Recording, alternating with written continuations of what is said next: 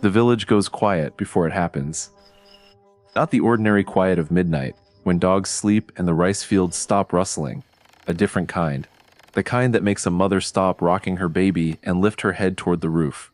The kind that makes an old man sitting by his window feel, without knowing why, that he should not look up. Something is moving above the houses. It isn't a bird. Birds don't sound like this. A slow, wet flapping, heavier than wings should be, pausing every few seconds as if it's listening for breath below. It circles once. Then it comes lower, gliding along the tin roofs, searching. There is no body beneath those wings. Not a whole one. In the barrios of the Philippines, when the wind moves strangely over sleeping rooftops, some people still won't look up. They already know what might be looking back down. They call her the Manananggal. By daylight, she could be anyone. A neighbor. A quiet woman who keeps to herself. A face you've seen 100 times at the market, nodding politely, carrying groceries home. Nothing about her seems wrong. That's the point. The Manananggal is one of the oldest and most unsettling figures in Philippine folklore precisely because the horror doesn't begin with a monster. It begins with someone completely ordinary. According to the legend, she looks human in every visible way, until night falls. Then something in her decides it's time to hunt, and her body does something no human body should be able to do. It splits in half. The upper torso tears away from the waist, trailing muscle and viscera, and rises into the air on a pair of large bat-like wings. What's left behind, the legs, the lower half, stays standing in the dark, motionless, waiting for its other half to return before sunrise. In most versions of the story, that returning half is the only way to stop her. If salt, ash, or crushed garlic is pressed into the exposed flesh of the abandoned lower body while she's away, she won't be able to rejoin herself. When the sun rises, she dies, caught in a form that was never meant to survive daylight. That single detail is what makes the legend so effective. She is only vulnerable at the exact moment she is most inhuman, split apart, exposed, unable to defend the half she left behind. Picture the transformation itself, as the old stories describe it. A woman alone in a nipa hut. She removes her clothing, and her skin begins to shift, not violently, but with a horrible kind of ease, as though her body has done this many times before. Her spine lengthens. Her shoulder blades split open into wings. And then, at the waist, she simply comes apart. There's no ceremony to it, no warning. One moment there is a woman standing in the dark. The next, there are two things, one that will hunt, and one that will wait. The lower half doesn't fall. It stands there, hollow and still, facing the door, facing the night, utterly defenseless. Whoever, or whatever, she was moments ago is already gone, rising over the tree line, leaving that half of herself completely exposed. That image alone unsettles people more than the flying, more than the wings, more than what she's hunting for. Because it means that for a few hours before dawn, she is neither fully human nor fully monster. She is something caught between, and that in-between state is where the real horror of the folklore lives. Once she's airborne, the hunt begins.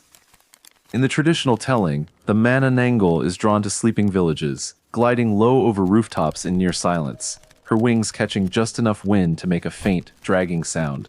She's said to prefer targets who are especially vulnerable, sleeping villagers, and in many versions of the legend, pregnant women. Using an unnaturally long, thread-like tongue, she's said to pierce through thin roofing material, reaching down into a home while the person inside sleeps, completely unaware anything is above them. There's no forced entry, no broken door. Whatever she wants, she simply reaches for.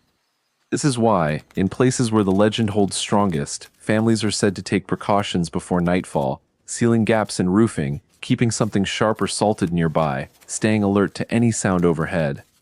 Not because anyone has proof of what's out there, but because the story insists that you won't hear her coming until it's already too late to matter. And that's the mechanism the legend runs on, not chase, not confrontation, just the quiet certainty that something might be circling above your home right now, and you would have no way of knowing until you heard the flapping stop. But the flying, the hunting, the wings, none of that is the part that truly gets under people's skin. It's the woman underneath.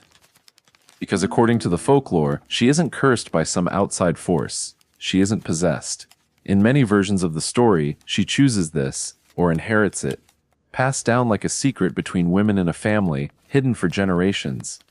She walks among everyone else during the day. She has a home, maybe a husband who has no idea, maybe children who have no idea. She smiles, she works, she lives an entire life that looks completely normal to everyone around her. And then the sun goes down. Think about what that really means. Inside the logic of the story, it means the monster was never something you'd see coming from a distance. It was never a shape in the tree line or a shadow at the edge of the village. It was already inside the community, already trusted, already familiar. That's the real fear the legend is built around. Not the wings, not the splitting body, not even the hunting.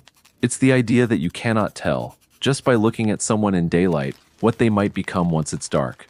Neighbors are said to have grown suspicious of each other for exactly this reason, watching for a woman who seemed tired every morning, who avoided sunlight, who always had an explanation for where she'd been the night before.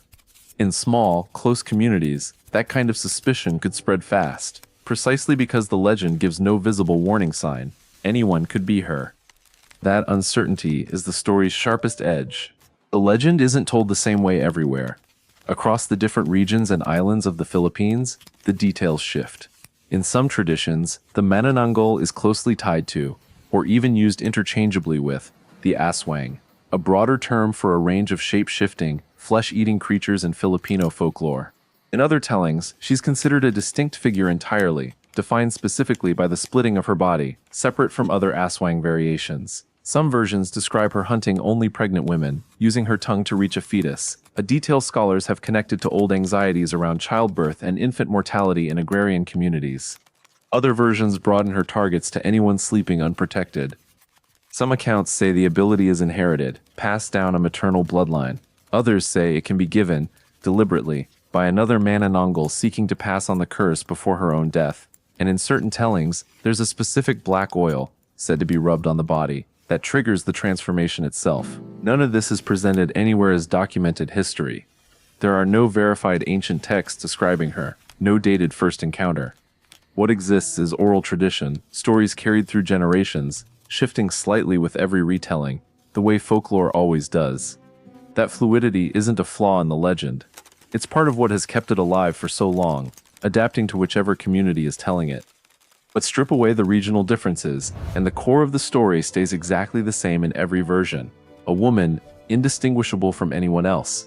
A transformation that happens only when no one is watching. And a fear that has nothing to do with monsters lurking in the dark, and everything to do with monsters standing right beside you in daylight, and you'd never know until it was too late. That's the question the legend keeps circling back to, generation after generation. Not, what does the creature look like? But how would you know if it was someone you already trusted? A neighbor who's always tired in the mornings. A relative who disappears for a few hours each night and offers a reasonable excuse. A face that has smiled at you 100 times, never giving you any reason to suspect otherwise. The Manananggal was never frightening because of her wings. She was frightening because, until the moment she split apart in the dark, there was nothing to see at all. Somewhere tonight, in a village that still tells this story, a roof creaks, and someone lying awake in the dark listens for the sound of flapping wings and prays it isn't already too late to hear them coming.